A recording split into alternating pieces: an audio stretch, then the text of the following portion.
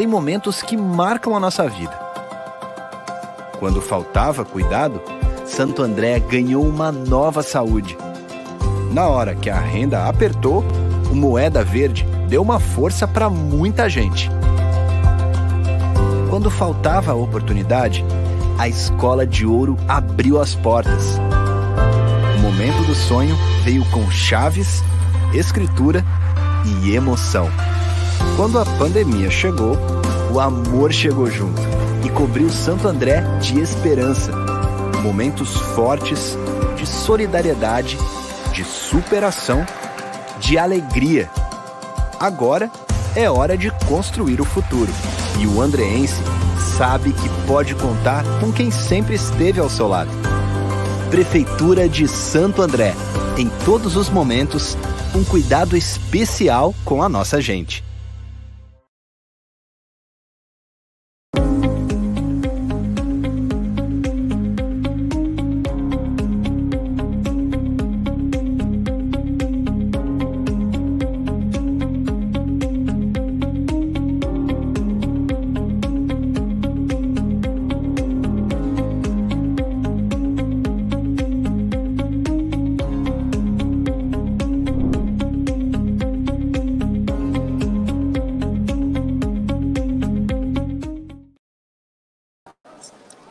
Olá, pessoal. Boa tarde. Tudo bem? Bem-vindo, bem-vinda. Passamos das 2 horas desta quinta-feira, 7 de julho de 2022. Agradecendo você que nos acompanha, curte, comenta, compartilha o dia a dia do Repórter Diário. Aqui na página do Facebook, também aqui no canal do YouTube. Obrigado pela sua audiência, pela sua interação, mandando críticas, perguntas, sugestões, reclamações. Agradecendo aqui o suporte técnico, a produção da equipe do Repórter Diário, sempre apostos aqui conosco. Obrigado sempre a toda a equipe do Repórter Diário, toda a equipe ou externa, ou apurando as últimas informações, já colocando em tempo real no site repórterdiario.com.br e aqui nas redes sociais. Mas nesta edição especialmente, agradecer a Vitória Castilho e aqui na apresentação, eu, Leandro Amaral. Fazer contato mais uma vez com a USCIS, a Universidade Municipal de São Caetano do Sul, para falar de uma iniciativa importante. A USCIS está lançando uma cartilha sobre demências. Para falar mais sobre esse contexto, sobre esta situação, números e etc., a gente tem mais uma vez a presença da professora Cláudia Cristina Ferreira Ramos, ela que é neurologista, docente do curso de medicina da USCIS e também pesquisadora do Conjusques, que é o Observatório de Análises de Conjuntura da Universidade de São Caetano do Sul. Professora Cláudia, mais uma vez, bem-vinda, boa tarde. Obrigada pelo convite, boa tarde, Leandro, e boa tarde aí a todos que estão ouvindo esse assunto que é tão importante e tem aumentado a incidência. Aliás, eu quero até começar com isso, professor. Eu vi na nota técnica falando a respeito que tem crescido em relação a síndromes, né? Tem números, tem estatísticas que comprovam e que materializam esse crescimento, professora? Sim, então atualmente a gente tem aproximadamente 50 milhões de pessoas com quadros demenciais, né? Esse quadro ele aumenta de acordo com a idade e por isso com esse processo de transição demográfica, com o envelhecimento da população, a gente tem uma maior incidência desses quadros, né? Para pacientes acima de 65 anos, a gente tem 1% aí dessa população acometida com quadros demenciais, e com o avançar da idade, essa proporção fica mais importante, chegando aí em pacientes acima de 85 anos, com 30% a 40% de chances de ter quadros demenciais.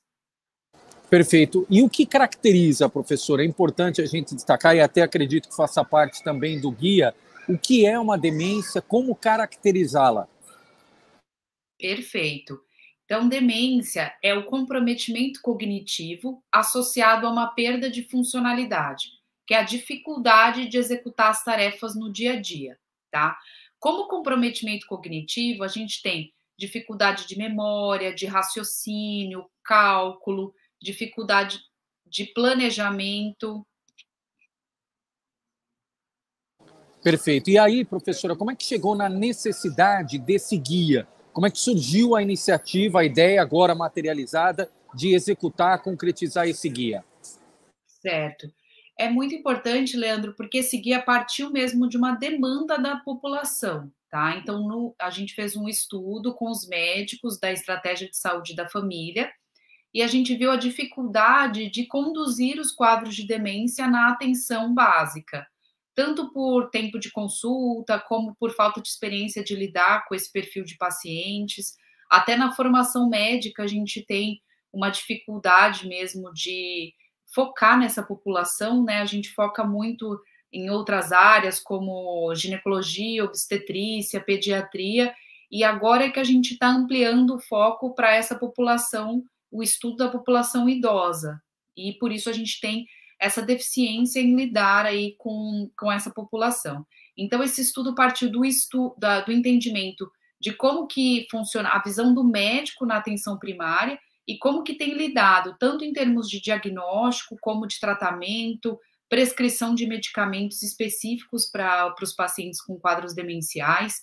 Então, esse estudo conseguiu entender quais as dificuldades e quais as questões em relação ao atendimento desse paciente, para a gente criar iniciativas que melhorem a qualidade desse atendimento, consequentemente, a qualidade de vida dos pacientes e dos cuidadores, porque normalmente é uma população que exige, como tem essa perda de funcionalidade, exigem que outras pessoas façam as atividades no dia a dia, auxiliem.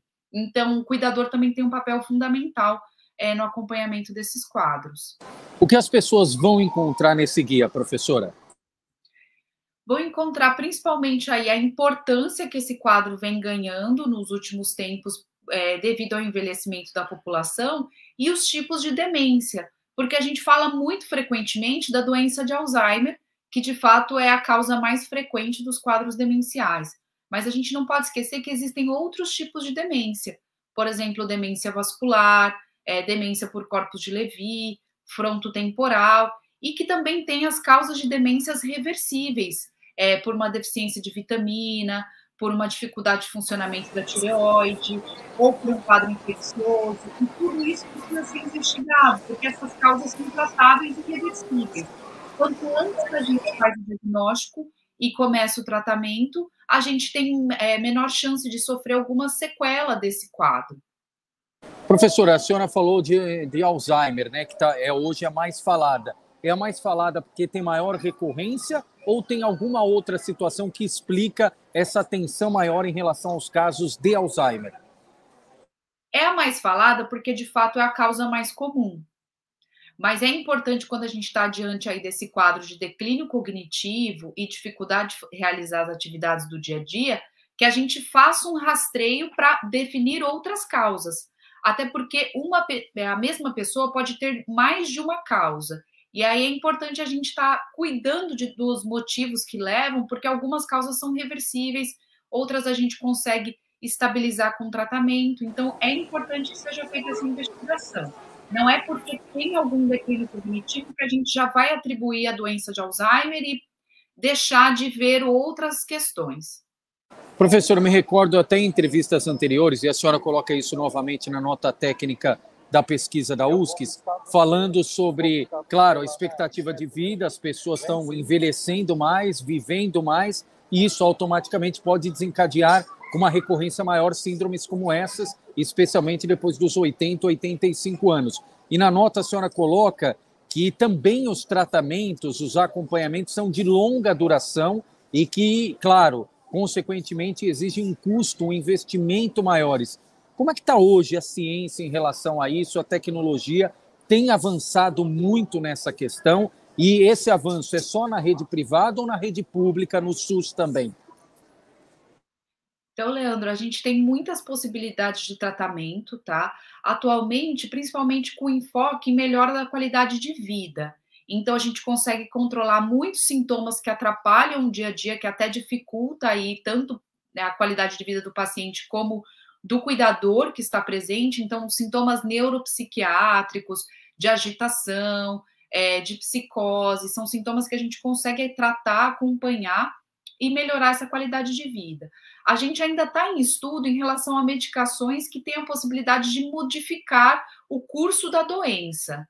A gente tem aí alguns estudos recentes, até no ano passado a gente teve o anúncio de uma nova medicação que embora tenha uma melhora, principalmente no exame de imagem, uma melhora do padrão da patologia, a gente não tem uma melhora de qualidade de vida do paciente. Então, assim, ainda tem muita questão em estudo. Atualmente, a gente tem mais medicações que melhoram aí a qualidade de vida do que modificadoras, de fato, do curso da doença.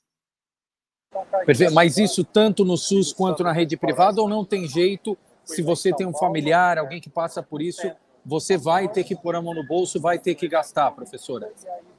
As medicações que a gente tem atualmente, todas são fornecidas pelo SUS através do processo de alto custo. Então, a gente faz um formulário específico, que aí tem o preenchimento com as características da medicação. A gente também faz algumas escalas que vão junto com esse processo do alto custo. Então, uma escala de funcionalidade, que a gente coloca exatamente essas capacidades do paciente de exercer as atividades no dia a dia. E também uma escala cognitiva, que é a mais comum, é o mini exame do estado mental, que é uma escala que a gente consegue avaliar vários parâmetros, memória, raciocínio, atenção, cálculo, e aí a gente consegue dizer em que fase o paciente está do quadro demencial, uma fase de leve, moderado ou avançada já.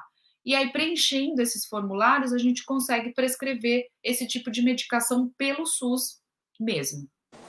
E um outro item que a senhora pondera, professor, e faz um destaque especial na nota, é sobre a capacitação profissional. Qual que é o maior desafio hoje da capacitação profissional, especialmente de quem já está atuando na rede, seja pública, seja privada? Perfeito, Leandro. O maior desafio é o entendimento aí por parte do Estado em relação à necessidade de educação permanente. Então, separar momentos para, de fato, esse médico, essa equipe de saúde, tem momentos de formação. Então, para melhorar a prática, para aprender novas formas de tratamento, para atualização. Então, a gente tem na agenda dos profissionais de saúde, a gente não tem um momento separado para isso. E até eu também coloco na nota a necessidade do matriciamento, que é de ter essa conversa com as especialidades e a atenção básica. E aí, a partir daí, tirar dúvidas, discutir casos e aprender através desse mecanismo para poder atualizar a prática. Isso é bem importante. Hoje funciona como, professora? Só para a gente entender. Hoje o médico não tem um espaço no momento da grade dele separado para essa educação permanente. Então, a gente precisa ter momentos da semana, do horário médico, de não ter atendimento com o paciente, sim, para educação permanente. E aí, criar mecanismos como protocolo de acesso, matriciamento, discussão de casos clínicos, para poder aprimorar a prática. Tá. Ou seja, hoje é quando, entre aspas, sobra um tempo. A ideia é já demarcar previamente um tempo para especificamente fazer essa discussão. Exatamente. Professor, e para quem quiser ter acesso a esse guia, como pode ser consultado? Esse guia está num site mesmo, eu posso deixar com vocês, e aí é só abrir essa carta de conjuntura pela internet mesmo, tem acesso. O guia tem quantas? São 24 páginas, é isso, professora? Se eu não vi errado. Isso, a parte do guia são 24 e a carta de conjuntura da USP tem mais de 200 páginas, que aí fala de vários temas diferentes. Perfeito, excelente. Professora, e acho que é até importante atualizar, a gente falou nas últimas vezes sobre isso, agora já está no momento, graças a Deus, bem mais avançado, não é mais a situação de pandemia, embora a Covid-19 ainda esteja presente. Em relação às síndromes, às demências, já dá nesse momento para a gente ter algo mais palpável de qual foi o impacto da pandemia em relação ao número de casos, em relação a tratamento, qual foi o impacto da Covid-19, professora? Um impacto bem importante, porque são fatores de riscos para os quadros demenciais, o isolamento social, a depressão, o mau controle dos quadros das comorbidades, como hipertensão, diabetes, a perda de audição. Considerando que os pacientes ficaram aí afastados dos serviços médicos, alguns serviços até sem atendimento, a gente acabou não tratando o quanto antes a gente podia esses quadros, e aí aumenta o risco dos pacientes evoluírem com quadro demencial. Isso pensando antes do diagnóstico. Mas uma vez que o diagnóstico já esteja em acompanhamento, a gente teve também deficiências aí de atendimento desses pacientes, de distribuição até de medicamentos. A gente ficou com falta de algumas categorias de medicamentos nos últimos meses, e isso acaba piorando a qualidade de vida e até avançando os quadros, porque no momento que a gente não faz o diagnóstico rápido e não trata, o paciente vai piorando mesmo. Perfeito. Agradecendo aqui ao Demar Amaral, Zenaide Alves, o pessoal vai interagindo, obrigado. Professora, a senhora falou do número de demências, né? Claro, mais conhecida a questão de Alzheimer. Tem um número de quantas demências a gente possui hoje diagnosticadas? É um número bem grande de demência porque é um quadro sindrômico, né? Então, pode acontecer tanto por causas infecciosas, inflamatórias. Então, tem múltiplos fatores. As mais comuns seria a doença de Alzheimer, a demência vascular, demência por corpúsculos de Lewy e a demência frontotemporal. Seriam essas as neurodegenerativas. Lembrando que uma pessoa pode ter mais de um tipo de quadro demencial. E aí tem que tratar com esses diferentes parâmetros. E pelo que a senhora falou nas outras vezes também, professora, as demências não têm cura, elas têm controle e monitoramento, é isso? Perfeito. Então, a gente vai entendendo o perfil do paciente, como que tem sido o dia a dia e melhora a qualidade de vida de acordo com cada quadro. Por isso que é um momento que precisa mesmo de tempo para avaliar esse paciente, porque a gente tem que levar em conta vários parâmetros. A dificuldade que ele tem de exercer as atividades do dia a dia, o sono, a alimentação, exposição ao sol. Então, é uma consulta, é um acompanhamento que exige mais, porque tem vários aspectos que ser levado em conta para melhorar a qualidade de vida desse paciente. Tá. E no sentido de prevenção, tem hábitos que podem ser adotados para prevenir a demência ou retardá-la, professora? Sim, muitos hábitos. Então, o controle desses quadros aí já existentes, como hipertensão, diabetes, hipotireoidismo, cessação do tabagismo é importante, controle da audição. Então, assim que tiver uma perda auditiva, tiver indicação de prótese, uso de próteses auditivas, é importante que seja realizado quanto antes, porque isso mantém um estímulo cognitivo, que é importante aí como evitar um fator de risco para demência. Cessação também de etilismo e uma dieta balanceada, dieta mediterrânea, aí tem muitos estudos mostrando que melhora o desempenho cognitivo. Também suplementar vitaminas quando indicado, então é importante que faça um rastreio das vitaminas e fazer a suplementação se for indicado de acordo com o exame. Tudo isso ajuda a prevenir quadros demenciais. Professora Cláudia Cristina Ferreira Ramos, neurologista, docente do curso de medicina da USCS, da Universidade de São Caetano do Sul, e também pesquisadora do Conjusques, trazendo aqui informações importantes a respeito da cartilha sobre demências, guia prático, pode ser consultado no site da USCS, nós vamos deixar o link também aqui na parte dos comentários. Professora Cláudia, mais uma vez, obrigado pela gentileza, à vontade para suas considerações finais, e se tiver algum tema que a gente não tenha abordado, fique à vontade. Então, em relação aos fatores de risco também, é importante reforçar que o isolamento social é um fator de risco, então na pandemia também teve esse agravamento, e a depressão, principalmente quando não é acompanhado e não é tratado, se tiver indicação.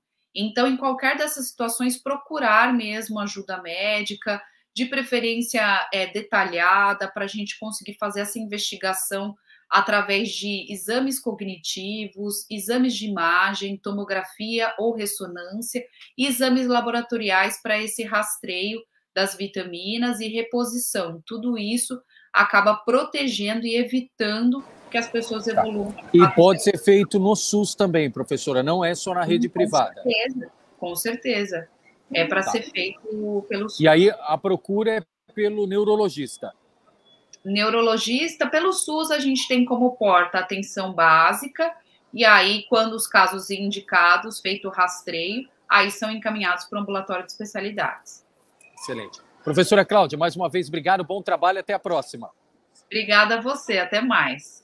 Legal, o link vai permanecer aqui nas redes sociais do Repórter Diário, especialmente a audiência rotativa, para quem viu aí não de forma integral, assim que acabar a entrevista, F5 no computador, atualiza no celular, você vai ter a possibilidade de revisitar aqui este conteúdo. Obrigado, Vitória Castilho, toda a produção do Repórter Diário. Até a próxima, se Deus quiser. Obrigado, pessoal. Boa tarde.